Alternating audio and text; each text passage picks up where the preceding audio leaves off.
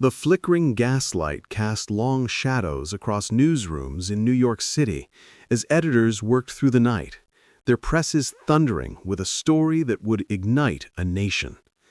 Outside in the harbor, a warship steamed toward Cuban waters, carrying 266 souls who had no idea they had only hours to live. Their deaths would be blamed on an enemy that likely didn't kill them. Their memory would be weaponized to justify a war that had been brewing for decades. And in just 4 months, the world order would be shattered forever. This is the story of the Spanish-American War, a conflict that lasted shorter than a summer vacation but reshaped global power for the next century. It's a tale of dying empires and rising giants, of newspaper tycoons who sold wars like breakfast cereal, of revolutionaries betrayed by their liberators, and of a nation that discovered its appetite for empire while claiming to fight for freedom. The year was 1898, and America was about to come of age in blood.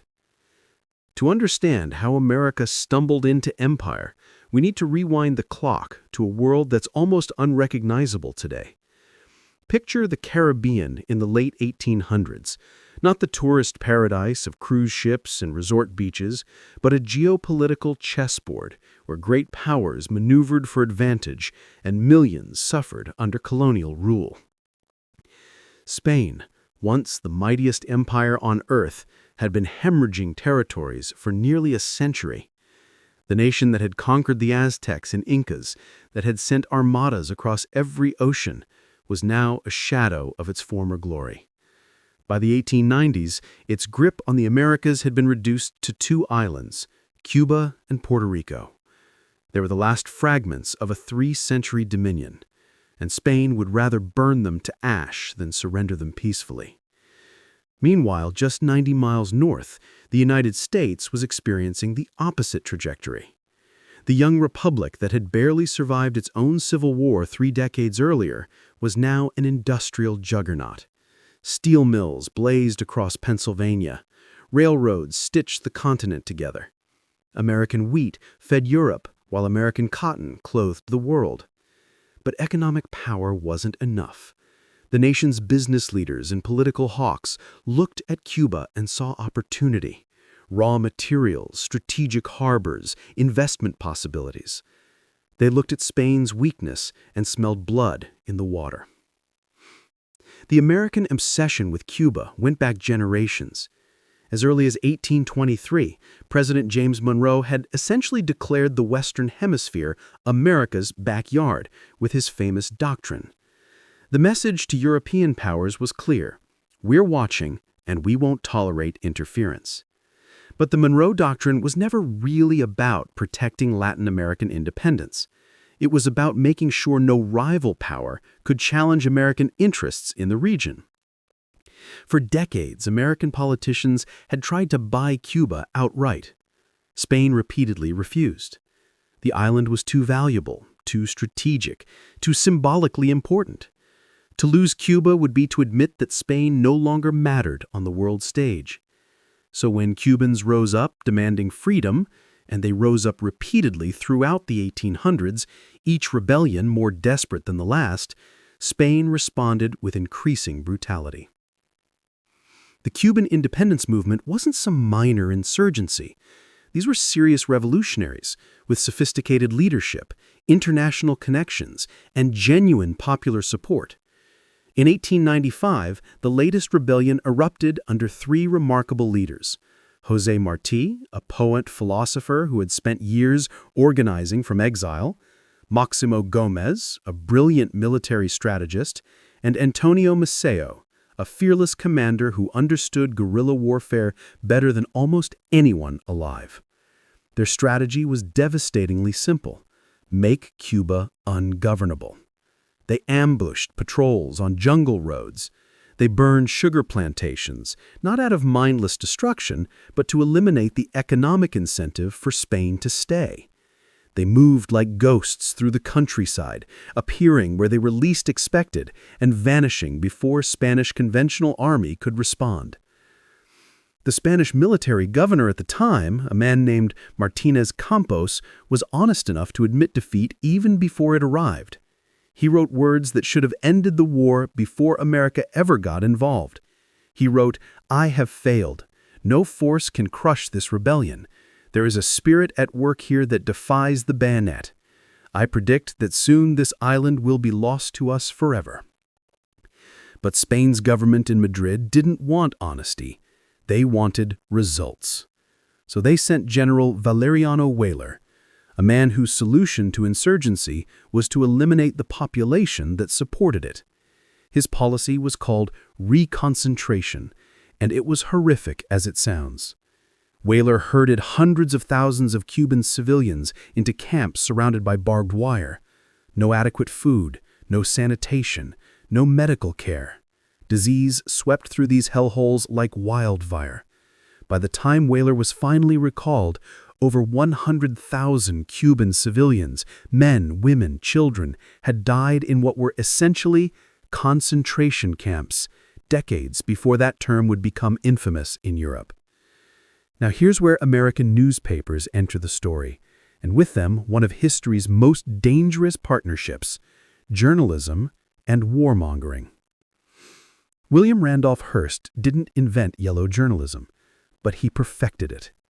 His New York Journal was locked in a circulation war with Pulitzer's World, and nothing sold papers like atrocity stories from Cuba.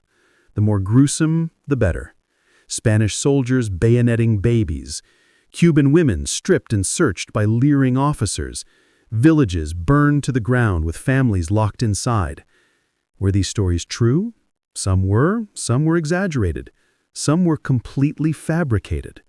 Hearst didn't particularly care. When one of his illustrators, Frederick Remington, cabled from Cuba that everything was quiet and he wanted to come home, Hearst allegedly sent back a telegram that would define an era. "You furnish the pictures, I'll furnish the war." Day after day, week after week, month after month, millions of Americans consumed a steady diet of Spanish villainy over their morning coffee. The coverage was so relentless, so emotionally manipulative, that it created a feedback loop. Politicians felt pressure to do something about Cuba. The more they talked about intervention, the more newspapers covered it. The more newspapers covered it, the more Americans demanded action. President McKinley, who took office in 1897, was caught in an impossible position. He was a veteran of the Civil War who knew exactly what combat meant. He had no desire to rush into another conflict. But his own Republican Party was crawling with hawks who saw Cuba as a test of American manhood and manifest destiny. His Assistant Secretary of the Navy, a young firecracker named Theodore Roosevelt, openly mocked McKinley's caution. "McKinley," Roosevelt sneered, "has the backbone of a chocolate eclair." In Madrid, a new, more liberal government tried to thread the needle. They recalled Weyler. They promised reforms in Cuba. They genuinely wanted to avoid war with the United States. But by 1898, Cuban revolutionaries weren't interested in reforms. They wanted independence, period. And in Washington, powerful interests weren't interested in reforms either. They wanted Cuba. Then came February 1898, and two incidents that made war virtually inevitable. First, a diplomatic letter was leaked to the press, stolen from the mail, actually. Spain's ambassador to Washington had written to a colleague, and in that letter he called President McKinley weak and a bidder for the admiration of the crowd. The insult ricocheted across American newspapers. The Spanish ambassador quickly resigned, but the damage was done. 8 days later came the disaster that no one saw coming. The USS Maine sat peacefully in Havana Harbor on the night of February 15, 1898. She was there ostensibly to protect American citizens during the unrest, but everyone knew she was really a show of force, a floating reminder that the United States was watching Spain's every move. At 9:40 p.m., the Maine exploded. The blast was so violent that it lifted the 6,000-ton warship out of the water. Sailors sleeping in their bunks never had a chance. The forward third of the ship simply ceased to exist, replaced by a fireball and a cloud of smoke that could be seen for miles. When the chaos finally cleared, 266 American sailors were dead. What caused the explosion? We still don't know for certain, even today. The most likely explanation is that it was an accident. Coal bunker fires could trigger explosions in the ammunition magazine. But in February 1898, with tensions at a fever pitch and newspapers hungry for villains, accident wasn't a satisfying answer. "Remember the Maine, to hell with Spain," became the rallying cry. Never mind that Spain had no motive to attack the ship. Such an attack would virtually guarantee American intervention, which was the last thing Spain wanted. Never mind that Spanish sailors had actually helped rescue Maine survivors from the water. Facts didn't matter. The narrative was set. President McKinley held out for 2 more months, but the pressure became unbearable. Business leaders who had initially opposed war now decided that conflict might be better than prolonged instability. Roosevelt and his fellow hawks worked themselves into a patriotic frenzy. Newspapers printed casualty lists from the Maine next to graphic illustrations of Spanish atrocities. On April 11th, McKinley surrendered to the inevitable. He asked Congress for authorization to intervene in Cuba. He sent Spain an ultimatum: evacuate Cuba and recognize its independence, or face war. Spain tried to negotiate. They agreed to some terms but balked at giving up sovereignty. It wasn't enough. On April 21, the United States began a naval blockade of Cuba. Spain declared war on April 23. America returned the favor 2 days later. A senator named John Hay, who would later become Secretary of State, called it a splendid little war. He had no idea how that phrase would haunt him. Here's the strange thing about the Spanish-American War. The first major battle happened 16,000 kilometers from Cuba, in a place most Americans couldn't find on a map. The Philippine Islands had been a Spanish colony for over 300 years, and like Cuba, they were in revolt. An independence movement led by a young revolutionary named Emilio Aguinaldo had been fighting Spanish rule for years. The United States had exactly 0 territorial claims in Southeast Asia and no particular reason to care about the Philippines. Except for one thing. Manila Bay was home to the Spanish Asiatic Fleet. Even before war was officially declared, Commodore Dewey received orders to prepare his ships in Hong Kong. The moment war began, he was to sail to Manila and destroy Spain's naval presence. Dewey also received instructions to contact Aguinaldo and recruit Filipino fighters to help the American invasion. The meeting between Dewey and Aguinaldo would have consequences that echoed for decades. Aguinaldo would later claim that Dewey promised him an independent Philippine republic in exchange for his support. American officials would later deny making any such promise. Who was telling the truth? Historians still argue about it. What's certain is that both sides heard what they wanted to hear, and that misunderstanding would eventually cost hundreds of thousands of lives. Meanwhile, Spanish Admiral Patricio Montaco looked at his decrepit fleet and knew he was commanding dead men. His ships were outdated, under-maintained, floating coffins. His mines were defective. His guns were outranged by American artillery. He was pessimistic enough to position his fleet in shallow water, explaining to his officers, "When the Americans sink our ships, the masts will protrude from the water, our sailors can climb to the top and wait in safety until rescued. Otherwise, everyone might drown." That's not the mindset of a commander expecting victory. That's a man planning for manageable defeat. On May 1, 1898, at dawn, Dewey's squadron slipped into Manila Bay. At 5:40 a.m., the Spanish opened fire. Their shells splashed harmlessly into the water. Dewey's famous order, "You may fire when ready, Gridley," launched a one-sided slaughter. For the next 7 hours, American cruisers systematically dismantled the Spanish fleet. Spanish flagship Reina Cristina tried a desperate charge and was blown apart. One by one, Spanish ships ran aground or surrendered. By mid-morning, 381 Spanish sailors were dead or wounded. American casualties, 1 man, an engineer who died of a heart attack from the heat. Dewey became an instant national hero. Americans went delirious of joy. Finally, a clear, decisive victory to celebrate. Dewey's face appeared on commemorative plates, posters, songs. For a moment, the entire nation felt invincible. But Dewey couldn't occupy Manila with his ships alone. He needed troops, and they would take months to arrive. In the meantime, European powers, Britain, France, Germany, Japan, sent their own warships to Manila Bay to observe. They weren't just watching. They were calculating whether they could grab pieces of the Philippines if American control collapsed. The great game had begun, and America was now a player. While Americans celebrated Dewey's triumph in Asia, the real war was still waiting in Cuba. The Spanish had about 150,000 troops on the island, though many were sick, demoralized, and poorly supplied. The Americans had enthusiasm and industrial might, but their army was shockingly unprepared. When war was declared, the entire U.S. Army numbered just 28,000 men, smaller than many European brigades. So America did what it always does in wartime. It called for volunteers. The government wanted 125,000 men. They got 290,000. Among them was Theodore Roosevelt himself, who quit his Navy Department job to form a cavalry regiment that would become legendary, the Rough Riders. The Rough Riders were like nothing the Army had ever seen. Cowboys and college boys, bankers and boxers, Native American scouts and polo players. One officer described them as the most unique aggregation of fighting men ever gathered together in any army. They were commanded by Leonard Wood, a doctor, with Roosevelt as second in command. But the flood of volunteers created chaos. Training camps turned into disease-ridden hellholes. Typhoid and scarlet fever ripped through the ranks. The Army couldn't equip everyone properly. Some soldiers went to tropical Cuba wearing wool winter uniforms. Many carried outdated rifles that fired black powder, creating huge clouds of smoke that pinpointed their positions for Spanish sharpshooters with modern smokeless Mausers. Meanwhile, the Spanish knew a storm was coming. Admiral Cervera sailed from Spain with a fleet to reinforce Cuba, but he was under no illusions. He wrote a letter dripping with fatalistic despair.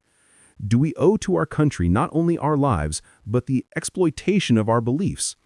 I ask myself if it is right to make myself an accomplice in an adventure that will surely cause the total ruin of Spain. And for what purpose? To defend an island which was ours but belongs to us no more.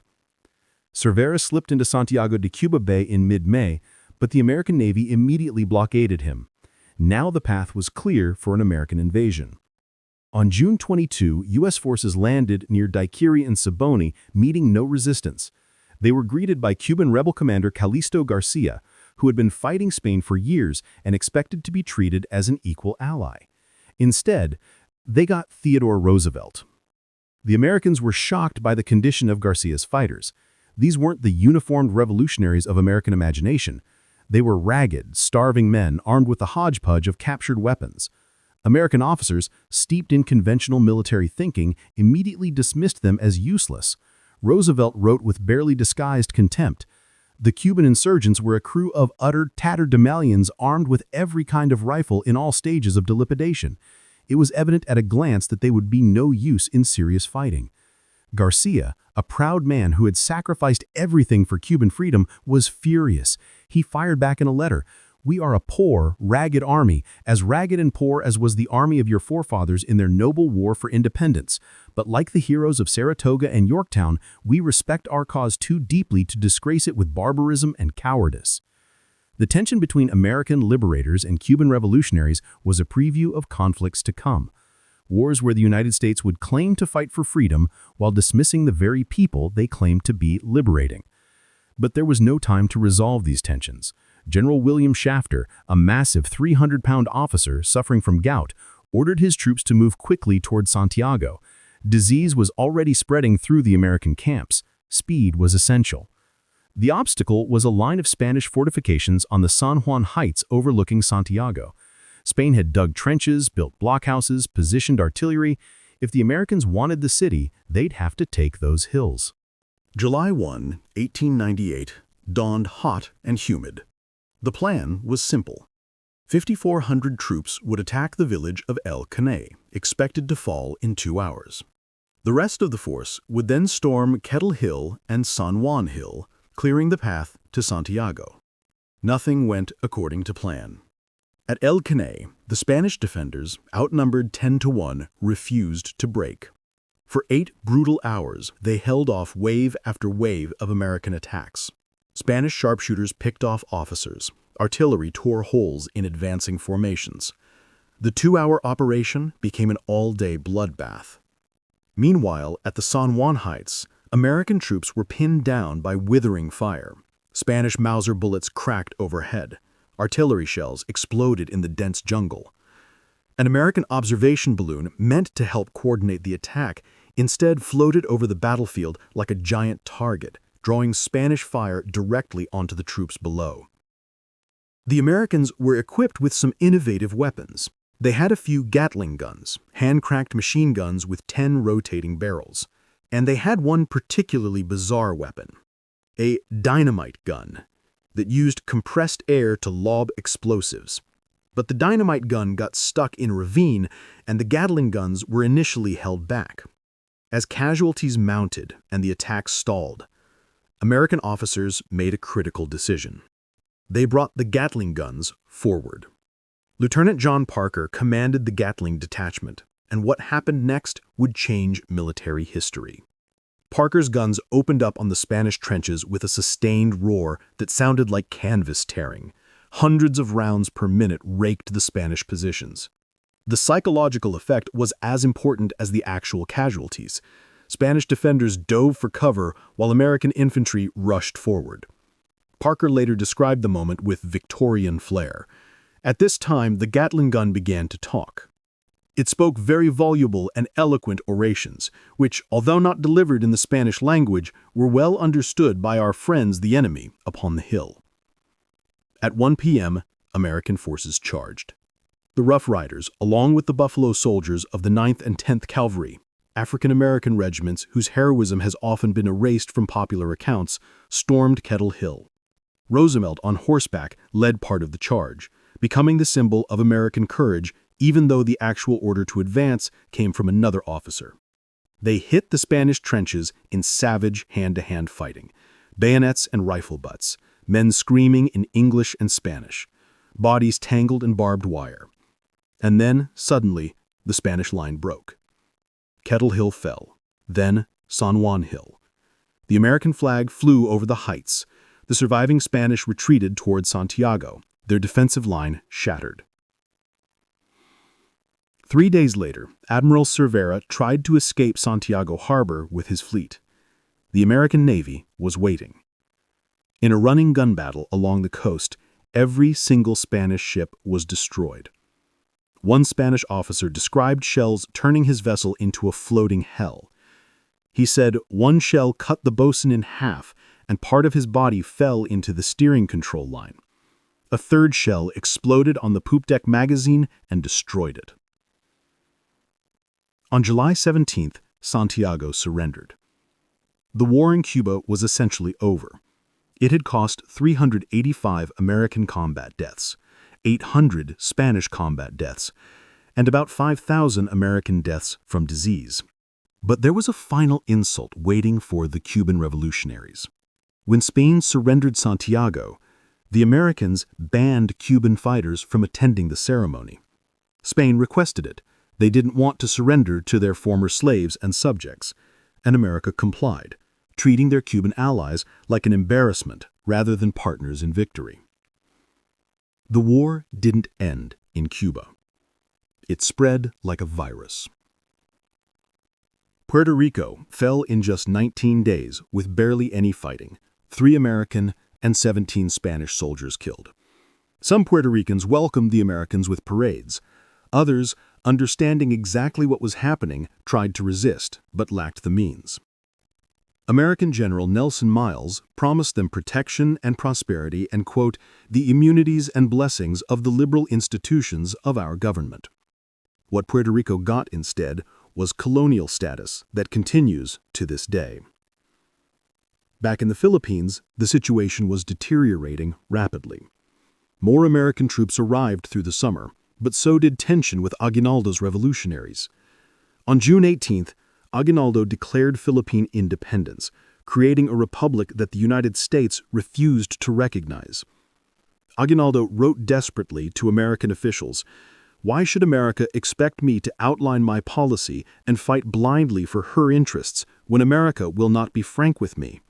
Tell me this, am I fighting for annexation, protection, or independence? It is for America to say, not me." America's answer came on August 13th, when American forces attacked Manila in what was partly a real battle and partly theater.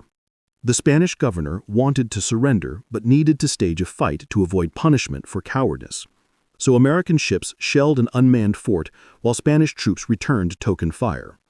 6 Americans died, then Spain surrendered, unaware that the war had officially ended the day before when a ceasefire was signed in Washington.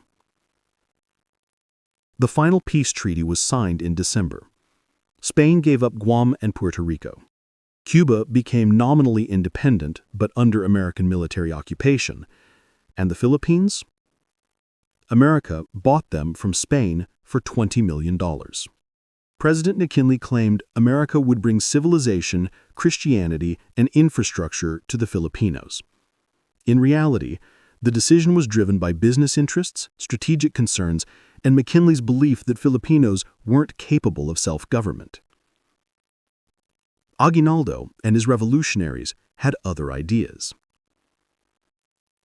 Act 8. The Forgotten War. On February 4, 1899, Philippine forces attacked American troops around Manila. What followed was not a splendid little war. It was a brutal counterinsurgency that lasted 3 years and killed 250,000 people. American soldiers described hunting Filipino guerrillas through jungles, burning villages, herding civilians into concentration camps, essentially using the same tactics that had horrified Americans when Spain used them in Cuba. General Jacob Smith ordered his troops to turn part of the island into a howling wilderness. He infamously told his men to kill everyone over the age of 10. This was not liberation. This was conquest. American soldier George Telfer described the fighting with disturbing casualness. Quote, "We burned every house we passed. The enemy would open up on us, we would lay down and fire, then get up and advance. The native can run faster than we can, so we could not get within 1,000 yards of him." In March 1901, American forces captured Aguinaldo through trickery.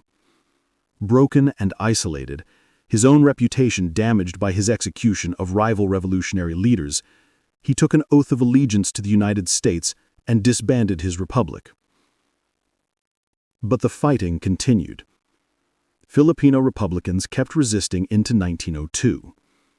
Muslim Filipinos in the South fought even longer. When it finally ended, 5,000 American soldiers were dead, along with 20,000 Filipino combatants and 250,000 Filipino civilians, most from disease and starvation caused by American counterinsurgency tactics. The war that started with newspaper headlines about Spanish atrocities ended with America committing remarkably similar atrocities. The war that started with promises of liberation ended with America ruling an overseas empire. The splendid little war turned out to be the beginning of decades of violence. So what did the Spanish-American War actually accomplish? For Spain, it was the final humiliation, the end of an empire that once spanned the globe. Spanish intellectuals of the generation of '98 called for liberal reforms and national renewal. Many military officers instead turned toward authoritarian nationalism, a trend that would culminate in Francisco Franco's fascist dictatorship decades later. Spain would sell its remaining Pacific islands to Germany and retreat into European irrelevance. For Cuba, independence turned out to be a complicated gift. Yes, Spanish rule was gone, but it was replaced by decades of American military interventions, political manipulation, and economic exploitation. The Platt Amendment, added to Cuba's constitution under American pressure, gave the United States the right to intervene in Cuban affairs whenever Washington felt like it. True Cuban independence wouldn't come until 1959, and we all know how America felt about that revolution. For Puerto Rico, the war brought colonial status that persists into the 21st century. American citizens who cannot vote for president, a territory without statehood, prosperity mixed with exploitation. For the Philippines, nearly 50 years of American rule, followed by Japanese occupation in World War II, then finally independence in 1946. The cost was staggering. hundreds of thousands dead, traditional culture disrupted, an economy oriented toward American business interests. And for the United States, the Spanish-American War marked America's emergence as a global power willing to use military force to advance its interests. The nation that had been founded in rebellion against empire now had its own empire. The Monroe Doctrine, once defensive, now became a license for intervention throughout Latin America. Within a few years, America would be building the Panama Canal, engineering marvel and imperial project rolled into one. The war also revealed the power of media to shape public opinion and push nations toward conflict. William Randolph Hearst didn't single-handedly cause the war, but he proved that newspapers could manufacture consent for violence. That lesson wouldn't be forgotten. Some Americans celebrated their new empire. Theodore Roosevelt rode his war record all the way to the presidency. Companies like United Fruit and Bethlehem Steel saw the Caribbean and Pacific as opportunities for profit under the protection of American guns. But other Americans were horrified. The Anti-Imperialist League included Mark Twain, Andrew Carnegie, and former President Grover Cleveland. They argued that empire contradicted everything America supposedly stood for. Mark Twain wrote brutal satire about American conduct in the Philippines. I have read carefully the Treaty of Paris, and I have seen that we do not intend to free, but to subject the people of the Philippines. We have gone there to conquer, not to redeem. In the end, the Spanish-American War was both shorter and longer than it appeared. The formal military conflict lasted 4 months, truly a splendid little war if you only count battles between uniformed armies. But its consequences reverberated for over a century. The war in the Philippines dragged on for years. American intervention in Cuba and Latin America continued for decades. The imperial mindset that emerged in 1898 shaped American foreign policy through 2 world wars, the Cold War, and beyond. 266 sailors died on the Maine, likely in an accident, and their deaths were used to justify a war that killed hundreds of thousands. Cuban revolutionaries fought for freedom and got American occupation. Filipino revolutionaries were promised independence and got conquest. Spain's empire ended, America's empire began. And in Washington, politicians learned that intervention abroad could be politically popular, economically profitable, and strategically valuable. Lessons that would be applied again and again in the century to come. The year was 1898. The war lasted 4 months. The empire it built is still with us.